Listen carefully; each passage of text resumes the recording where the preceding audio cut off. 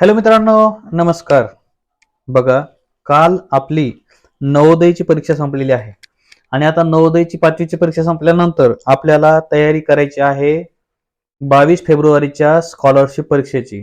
तर मित्रांनो, आजपासून आपण ते नियोजन सुरू करणार आहोत आणि त्याविषयीचे व्हिडिओज, त्याविषयीचा क्लास तुम्हाला रोजच्या रोज मिळणार आहे. लाईव्ह क्लासचंही नियोजन असणार आहे, ते नंतर आपण करणार आहोत. सुरुवातीला आपल्याला काही व्हिडिओज मिळणार आहेत.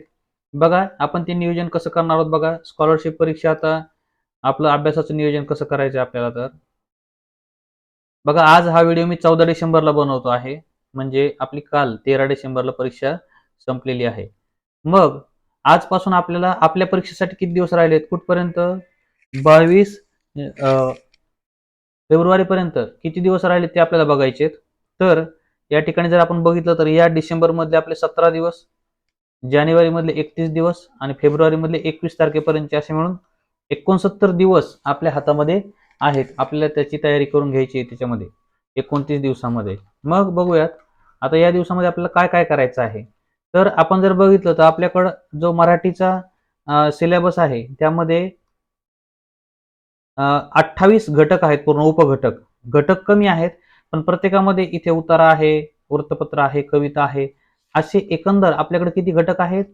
कार्यात्मक व्याकरणमध्ये जर बघितलं तर शब्दांच्या जाती, त्यानंतर लिंग, वचन, काळ, विरामचिन्हे, वाक्याचे भाग, या सर्व घटकांवर आपल्याला व्हिडिओ बनवायचे आहेत. हे प्रत्येक व्हिडिओ तुम्हाला कशा पद्धतीने त्याचा अभ्यास करायचा त्याचा व्हिडिओ तुम्हाला मिळणार आहे. तर या ठिकाणी आपण जर पूर्ण बघितलं हे सगळ्या शेवटपर्यंत, तर हे पूर्ण 28 घटक आहेत यामध्ये. त्यानंतर इथं जर पाहिलं आपण तर याच्यामध्ये 34 उपघटक आहेत गणितामध्ये. मग त्यामध्ये संख्याज्ञान असेल, संख्याज्ञानानंतर दुसरा आपला मेन घटक आहे संख्यावरील क्रिया, त्याच्यानंतर अपूर्णांक, त्याच्यानंतर महत्व मापन मापन आणि व्यावहारिक गणित, भूमिती आणि चित्रालेख, अशा प्रकारचे या ठिकाणी घटक आहेत. आपल्याला हे सगळे घटक जे आहेत ते जर आपण पाहिले तर ते आहेत आपले 34 घटक आहेत, ते आपल्याला पूर्ण करायचे आहेत. त्यानंतर आपण पुढे बघितलं तर इंग्रजीमध्ये 39 सब टॉपिक आहेत, ते पूर्ण करायचे आहेत आणि बुद्धिमत्तेमध्ये 30 टॉपिक आहेत. मग हे जर सगळं पूर्ण करण्यासाठी आपल्याकडे दिवस किती आहेत, तर आपण या ठिकाणी बघितलं किती 69 आहेत. तर त्यामधले आपण काय करूया, बघा, 9 दिवस हे आपण रोजच अभ्यास करतो असं नाही, तर आपण 60 दिवसाचं नियोजन करूया. 60 दिवस.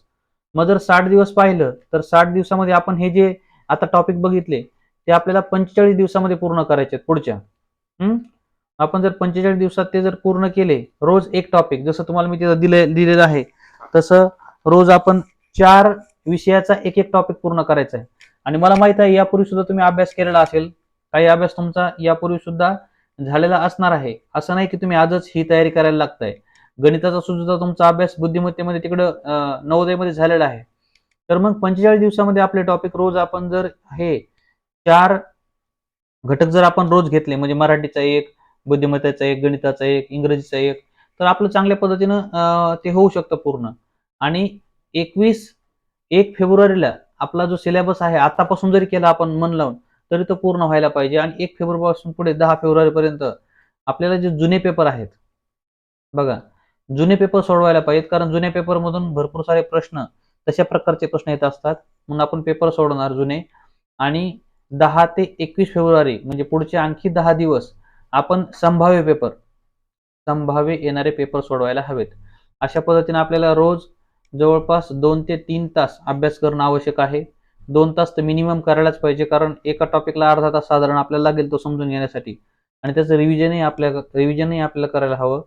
तर मित्रांनो, तुम्हाला रोजच्या क्लास, हा जो युट्यूबवर क्लास आहे, याला तुम्ही या व्हिडिओला बघा आणि चॅनलला सबस्क्राईब करून घ्या.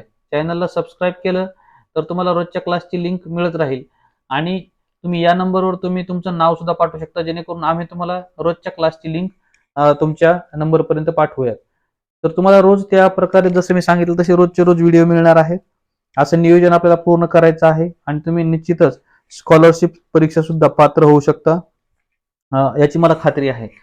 तर तुम्हाला व्हिडिओ मिळत राहतील त्यासाठी तुम्हाला चॅनलला सबस्क्राईब करायचं आहे आणि या व्हिडिओला लाईक करायचं आहे. आणि जर तुम्हाला वाटत असेल मला लिंक पर्सनली आली पाहिजे, प्रत्येक लिंक माझ्या नंबरवर, तर तुम्हाला त्या ठिकाणी त्या नंबरवर तुमचं नाव पाठवायचं आहे. जेणेकरून तो नंबर मी सेव्ह करेन आणि तुम्हाला त्याची लिंक मिळत राहील. तर तुम्हाला आपण तयारी करूयात. भेटूयात आपण डायरेक्ट क्लासच्या व्हिडिओमध्ये. थँक्यू.